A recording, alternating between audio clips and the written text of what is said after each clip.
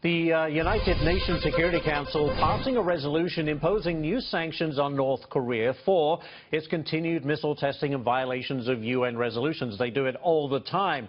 Come in, Colonel Ralph Peters, Fox News strategic analyst. Good morning, Ralph. Is this going to work? I'm surprised there's any sanctions left that we can impose. Well, there's very good news, and that's that the UN Security Council voted 15-0 to impose tougher sanctions on North Korea. The bad news is that they won't make any difference whatsoever, because China has mastered the art of giving us just, showing just enough leg to keep us from imposing any kind of economic sanctions on them. China literally gets away with trade murder because they keep dangling this possibility that they'll help us North Korea. Now, China, on this 15-0 vote, yeah, that sounds great, but we didn't get the sanctions we wanted. We wanted tougher sanctions, but for China to come on board, they watered them down. And there are two reasons for it. One's the macro reason. China regards North Korea as a critically valuable ally in peace and war.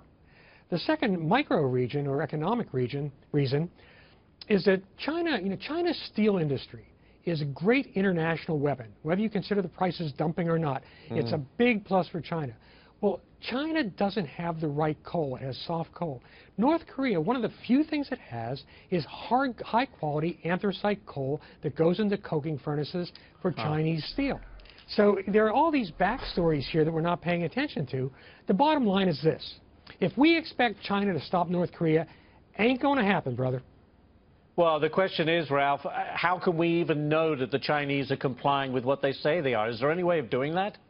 Well, coal is a bulk product, so of course there are two ways to get it into China. One is by ship, and we can trace that. Right. One is by coal trains going across the border, and we can track that. But even there's a rub. You have a finite number of satellites and a finite number of analysts. So if we're watching ports for coal, we're not watching their missile complex with the same assets. So, I mean, this, I'm laughing about it, but this is deadly serious. Yeah. The North Korea problem is far from being resolved, and these fake palliative measures that China keeps feeding us, they just turn us into global economic suckers as well as strategic suckers. Well, on that note, let's move on to another topic, Colonel. On Friday, a senior State Department official said that under President Trump, gains against ISIS have, quote, dramatically accelerated. Your reaction to that?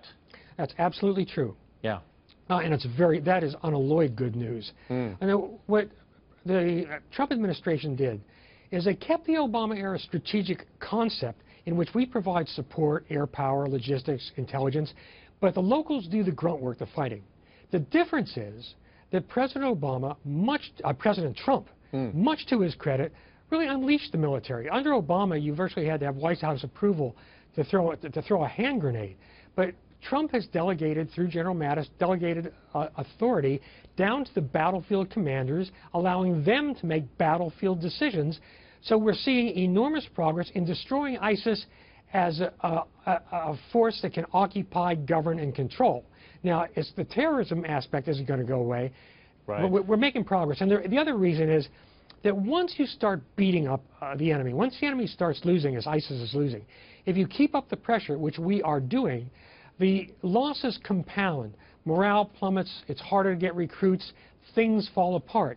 So again, while we're not ever going to get a perfectly clean solution to Islamist terrorism, ISIS is losing big, and yes, the Trump administration deserves credit for that. Good. We finished on an up note. Colonel Ralph Peters, as always, thank you so much.